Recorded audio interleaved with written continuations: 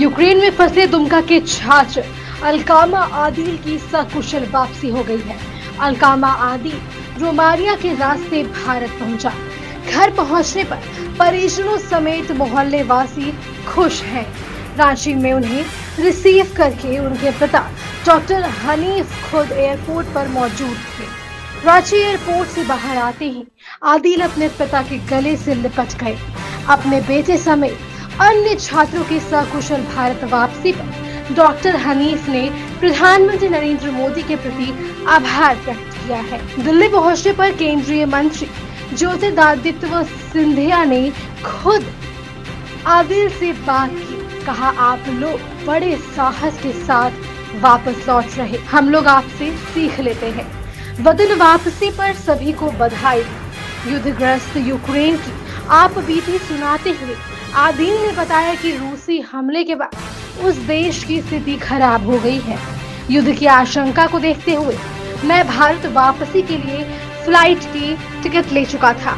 24 फरवरी के बाद स्थिति बिल्कुल खराब हो गई। दिन रात सिर्फ एयर स्ट्राइक और मिसाइलों की आवाज सुनाई पड़ती थी। रोमानिया के रास्ते भारत वापसी के लिए हम लोगों को बंकर में टिकाया गया था। बंकर में खाना खत्म हो चुका था। लगातार 3 दिनों तक भूखे रहना पड़ा। यूक्रेन से रोमानिया यूक्रेन बॉर्डर तक पहुंचा। वहां की स्थिति भी काफी खराब थी। 3 दिनों तक रोमानिया यूक्रेन बॉर्डर पर रहना पड़ा। बॉर्डर पर किसी तरह की व्यवस्था नहीं थी। यूक्रेन पुलिस और जवान किसी तरह की मदद नहीं कर रहे थे। बर्फबारी के बीच -6 डिग्री तापमान में रहना पड़ा। लग रहा है, बहुत खुशी हो रही है। घर थे, अभी खुशी का माहौल है।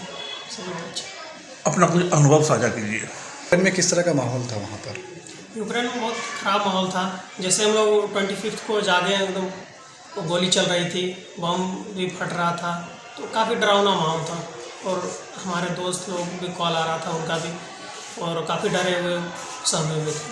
रहने का व्यवस्था हम लोग जैसे 3-4 दिन का सामान कलेक्ट कर लिए थे जैसे पता चला, बट इसके बाद सामान वगैरह ख़त्म हो चुका था। वहाँ टीवी होता है, मैगज़ीन होता है, शिल्पो वगैरह होता है, उस समय का सामान ख़त्म हो चुका था, तो सामान भी मिलना बहुत मुश्किल था। और हम लोग का वहाँ ये था शिल्पो टाइप का, वहाँ भी कुछ बम फूटा था, तो लोग जाने से भी कतरा रहे थे, डर रहे थे। ये कदम बहुत सराहनीय है और हमारे का बहुत सारे दोस्त भी वहाँ फंसे हुए हैं। तो मैं भारत सरकार से ये आग्रह करना चाहता हूँ कि प्रभावित क्षेत्र को भी मद्देनज़र रखते वहाँ को भी स्टूडेंट को निकाला जाए। उन्होंने कहा कि आप लोग इतने कम उम्र में इतने सारे परेशानियों से जूझे, और काफ़ी मैंने स्टूडेंट से बात किया, तो ये आप लोग के लाइफ से काफ़ी कुछ सीखने को मिला, और इस अनुभव को हम आगे भी ये करेंगे, यूज करेंगे। हाँ, केंद्रीय मंत्री ज्योतिरादित्य सिंधिया ने उनसे मुलाकात की, उन्होंने हाल चाल पूछा,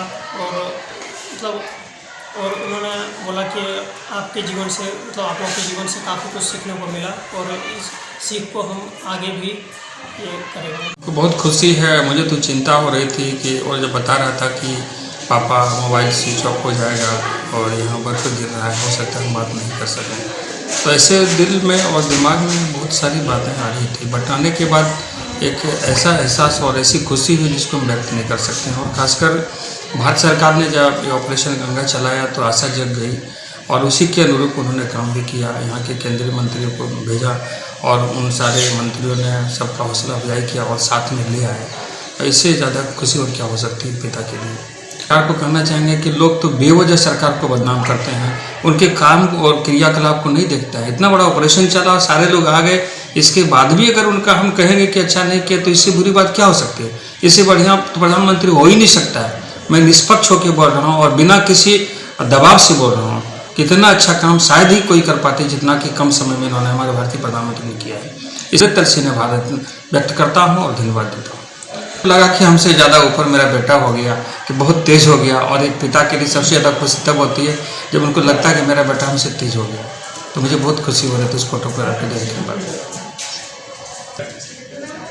हाँ, मेरे बेटे से केंद्रीय मंत्री ने मुलाकात की और एक साथ सेल्फी और उन्होंने कहा कि उन्होंने हौसला अफजाई करते हुए कहा कि बेटा तुम लोग इतनी कम उम्र में इतना संघर्ष कर लिए हो जैसा कि संघर्ष हम लोग भी नहीं कर पा रहे हैं अभी तक। तो आप लोगों से बहुत कुछ सीखने को मौका मिलता है। ये बहुत बड़ी बात थी बड़े लोगों की यह बात करना और हृदय स्पर्शी बात करना। मैं समझता हूँ इनसे बड़ी महानता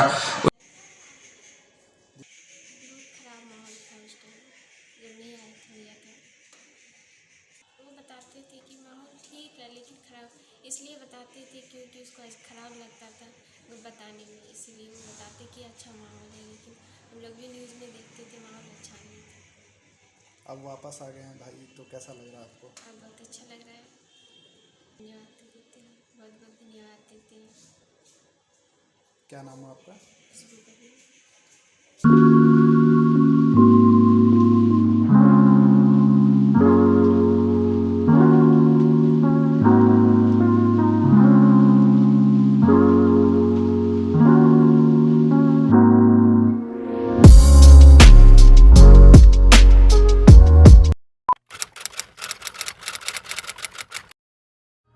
भूख जिंदा है, पर एक और भूख भी जिंदा है। ये है रॉबिन हुड आर्मी के कर्मठ रॉबिन, और इनमें भूख मिटाने की भूख जिंदा है। ये ऐसे भाव से अपने अपने शहरों में घरों, होटल या रेस्टोरेंट से बचा हुआ खाना इकट्ठा कर अपने ही शहर में किसी जरूरतमंद के साथ बांटते हैं। तो आइए हम और आप भी रॉबिन हुड आर्मी से जुड़ जाएं।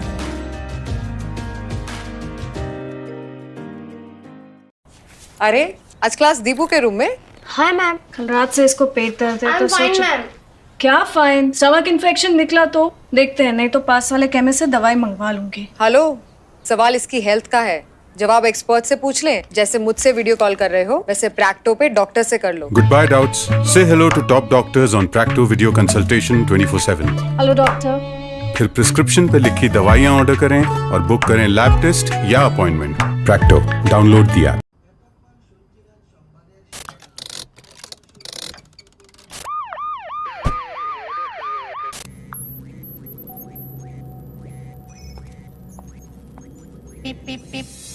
Cars 24 पे खरीदो 140 प्लस क्वालिटी चेक से गुजरी car. Cars 24, a whole new world of cars. Welcome. You've never known.